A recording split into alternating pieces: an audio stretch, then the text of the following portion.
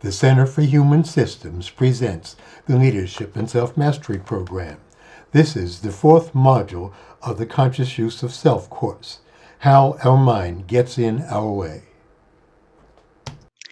Welcome back to the Leadership and Self-Mastery Program. My name is Ronnie Gill, and I'm here with Michael Broom, the organizational development expert from the Center for Human Systems.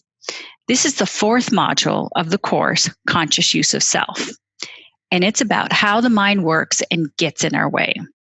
Hello, Michael. Hey, Ronnie. How are you today? I'm great. So let's dive in. What are we talking about today?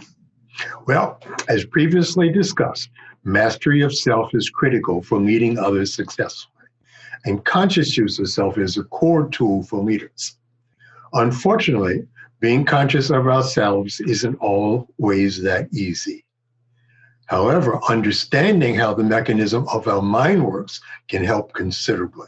That's what we're going to be talking about today, how our mind works to get in our way.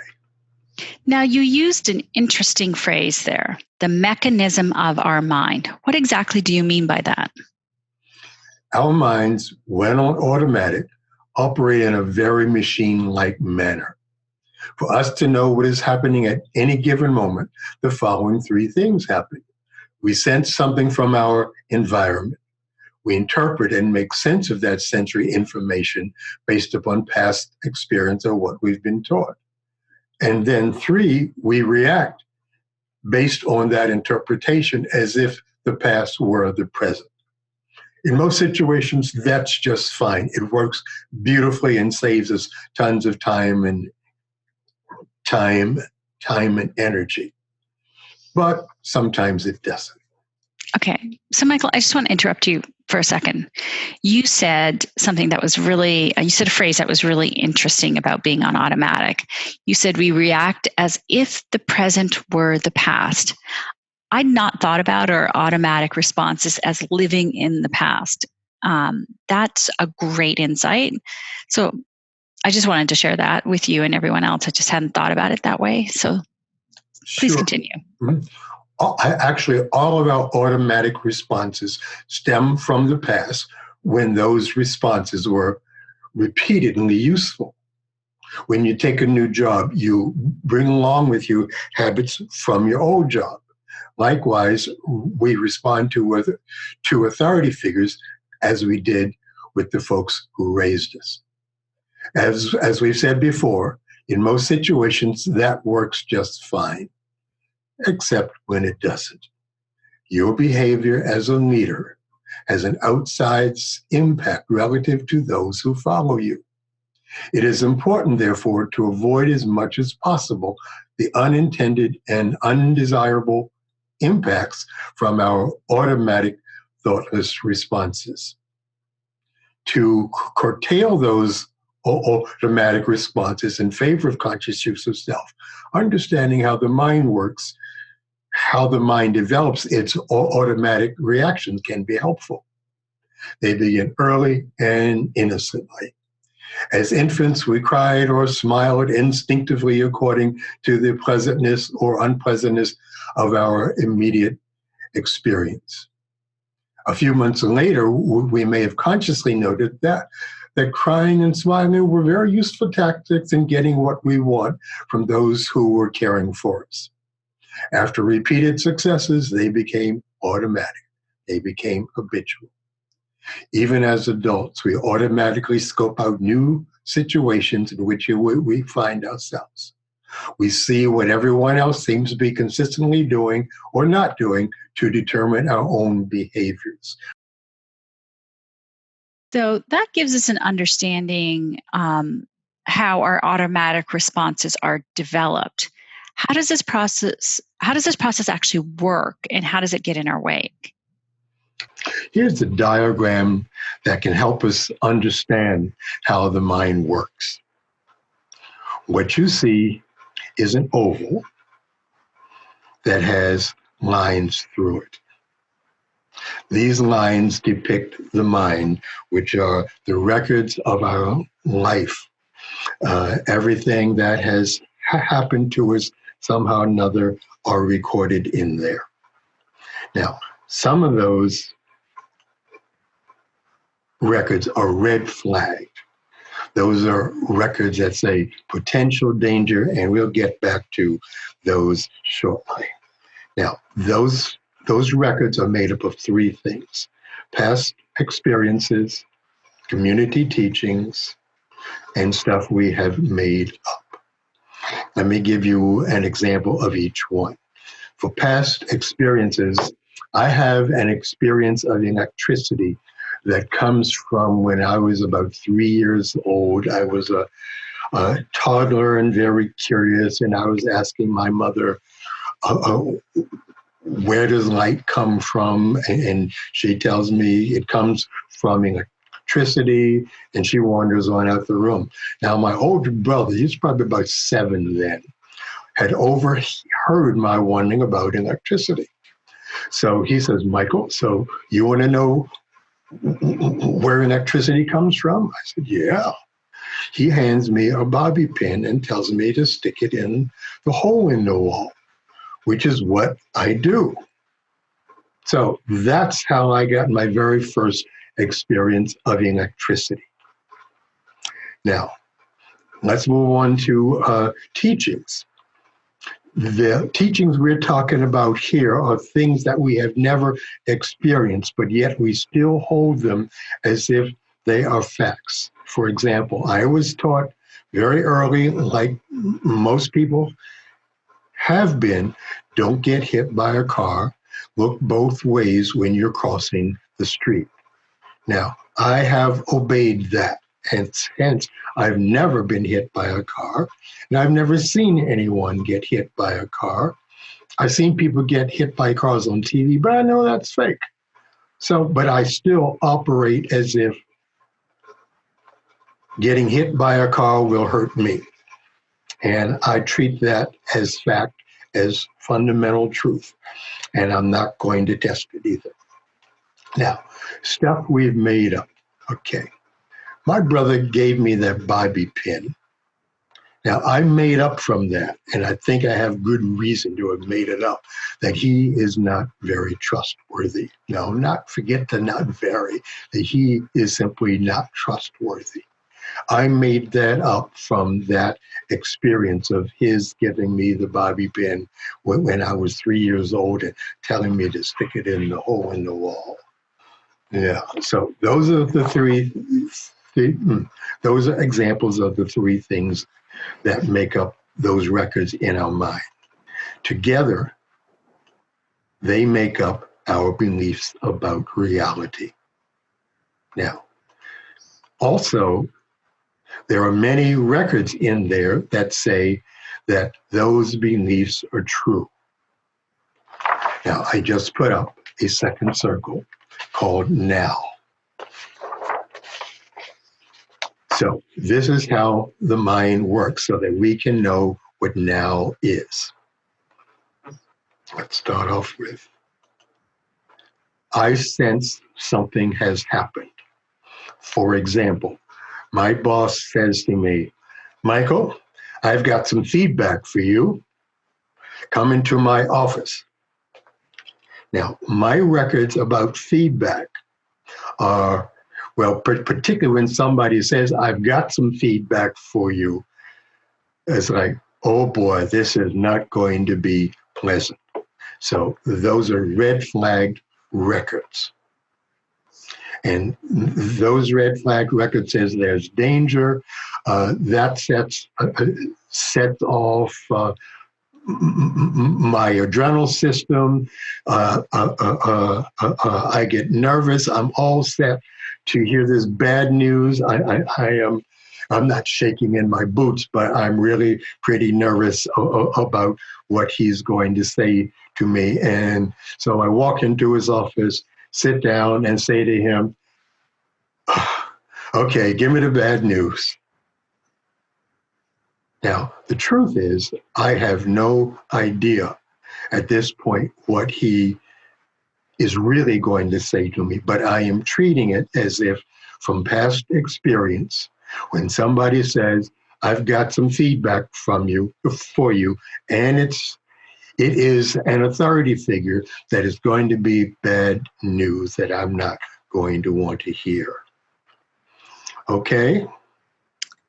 Okay. So I just want to recap what you said there. So thank you for those examples. So, I mean, let's just talk about this. So there's your past experiences, which are just all the records, and those are represented by the blue lines here.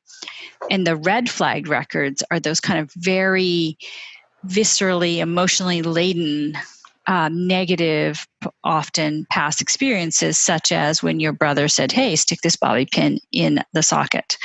And so that's a very red flagged experience. Or when you're being given, you've had negative examples of being given feedback from authority figures. That's also another red flag, a record, so to speak. And then community teachings, which is another type of record, is sort of stuff that you've learned, and then there's the sort of stuff that we've made up, and all of these things constitute our beliefs about reality. So you gave an example of stuff you made up as not trusting your older brother just because he did this electricity thing with you, which is a valid reason, but maybe that's not all of it. So that's what we talked about initially, and now we're talking about our beliefs about the world that are based on our past experiences, what we've been taught, and the stuff we've made up. These are the records, and that gets stored in the mind or our long-term memory.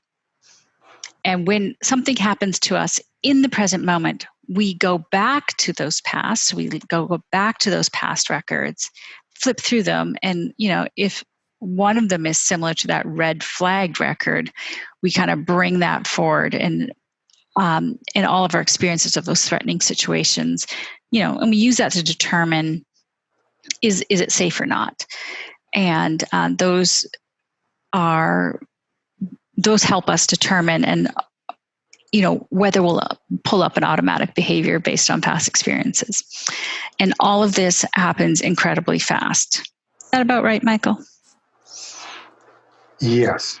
The truth is, we always pull up something from the past to know what is going on now. Okay. Always. So it's the only way that we can even begin to get a handle on what's happening right now. Okay. Let me give you an example from the corporate world, from the perspective of what can happen to a leader. I watched Jim Beam, the CEO of a small startup, respond with real anger to an employee who suggested in a staff meeting that the business was in danger of failing. Jim's reaction is not unusual for leaders in a highly stressful situation. Of course, his reaction also had a huge negative impact. The statement from his employee triggered the red flag records in his mind of potential failure. Something that was not allowed, at least in his mind, as it was not allowed in the family that he grew up in. He treated that moment as if it were one of those emotionally charged situations that were not permitted in his family. Hence, angry denial was his automatic response. The employee really had no intention to upset his boss. He was sharing his own fears. Still, that is how the mind works on automatic. Jim really had no idea what that employee's intention really was, but he treated it as if it was this old record. Our minds are great for understanding the commonplace and the routine things of our world that require little conscious attention. However, it can misjudge situations as well. The past does not always equal the present. That's what happened to Jim. Thank you. That was a great example. So Jim was triggered by something in his past, and he kind of reacted automatically because he wasn't allowed to fail. And so when he was accused of failing, he felt like he was being accused of failing. He just reacted in this very strong way based on his family of origin. So, so often people are wrong because the present is not the past. Is that right? That is absolutely correct. Often the past does repeat itself, and that's what actually makes life easy to work through most of the time. But in fact, the present is not the past, it is something new. And sometimes when we treat the present as the past, it can cause us to get into trouble with ourselves and with the people that we are with. So we need to be able, as leaders, well, as human beings in general, but particularly as leaders, how to begin to shift out of our automatic behaviors so that we can see what is actually happening. Okay, so if we want to get out of this vicious circle here, and notice that when we're on automatic, the only thing that is getting put new into our minds is new record of the past. So nothing new is going on. To break that cycle, we have a third circle over here. We call it conscious choice. It goes, we're talking about conscious use of self once again. To know what's really going on, we have to consciously, intentionally, and deliberately understand that maybe what's really going on is not what our record is telling us. We have to entertain that possibility. Without entertaining that possibility, we will just continue putting new records of the past into our minds, and we will never learn anything new. To learn anything new, we have to begin to notice that, oh, okay, maybe what's happening now is not really what happened in the past. So Jim finally calmed down enough with some prompting from me. Is that, Jim, why don't you ask the young man what was really going on with him? He did. He apologized first and said, "Sorry, Jim. Sorry, Andy. I did not really mean to go off like that, but it kind of triggered some old fears of mine, and I'd love to know why you think that the business might be in danger of failing." And he says, "Well,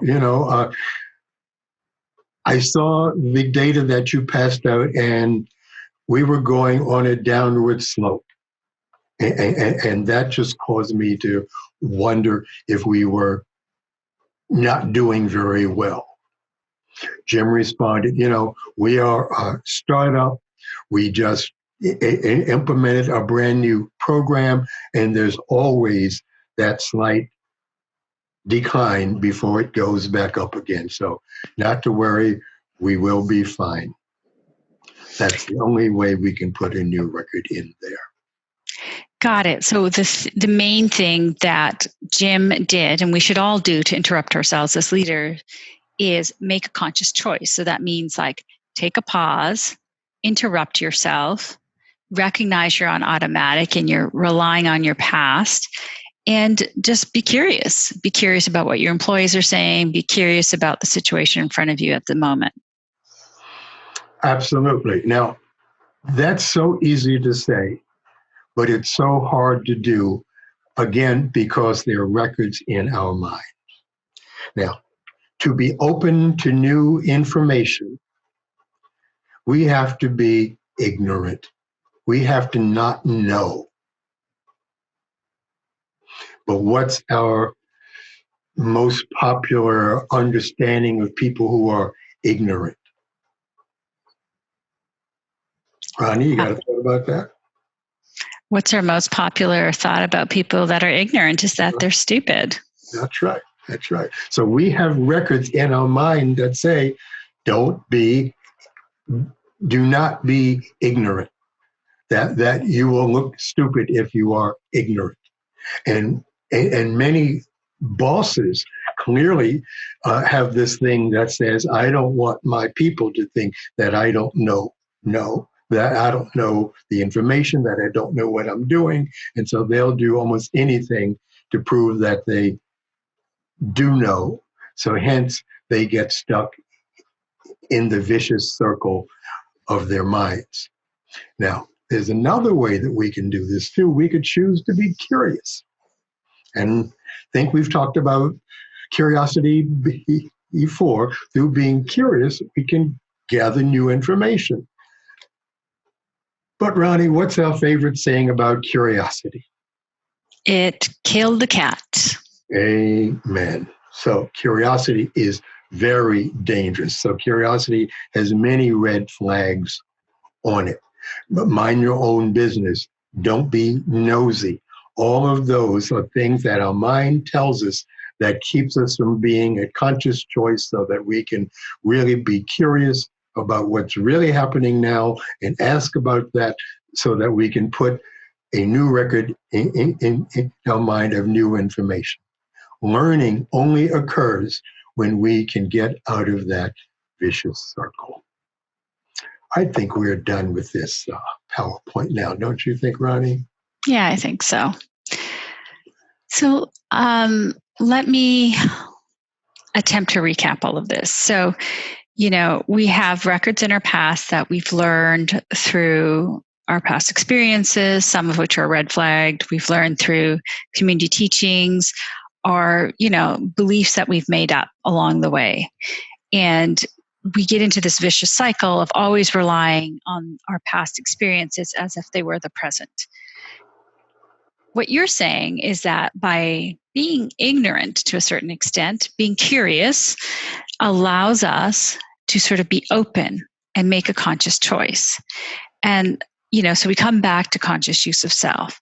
We have to remain conscious, and aware of how our mind is working, and see, is this really a situation that is like the past and therefore being on automatic is okay? Or is this something different? And I have to actually pay attention to what's going on inside of me and be curious about what's going on with the other person in front of me, or other people in front of me. Is that about right, Michael? You hit the nail right on the head. You covered everything quite beautifully. It kind of reminds me of, so the phrase curiosity killed the cat. But then there's the second half of the phrase, satisfaction brought it back. So being curious pays off in the long run. Great.